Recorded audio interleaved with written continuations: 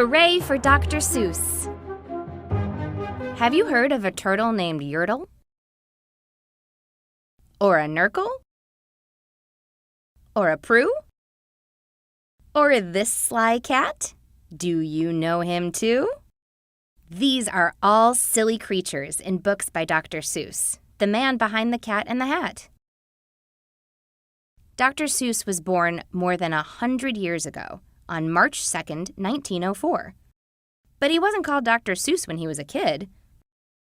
His real name was Theodore Seuss Geisel. People called him Ted. Here is Ted with his dad and sister Marnie. Ted loved to go to the zoo with his dad. He brought a pencil and paper along so he could draw pictures of the animals. When he got older, he would still love to draw animals. Wacky ones. As Ted grew up, he spent more time drawing and writing. Sometimes he signed his pictures with his middle name, Seuss. He later added Doctor to make himself sound important. Dr. Seuss was his pseudonym, or pen name. That's a made-up name an author uses when he or she writes.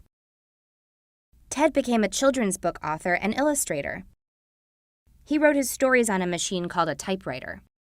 He took his work really seriously. He went to his desk every morning, even on weekends. He spent 8 hours writing and drawing. He doodled in his notebook. That gave him ideas. Dr. Seuss didn't get his stories the way he wanted them on his first try. He made many drafts. He crossed out words as he worked.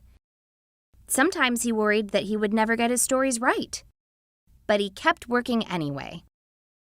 All of his hard work paid off. Dr. Seuss wrote more than 40 books. Children still love to read them. He became famous. That's why kids celebrate Read Across America Day every year on his birthday. You can celebrate too. How will you celebrate the silly and wonderful stories of the amazing Dr. Seuss?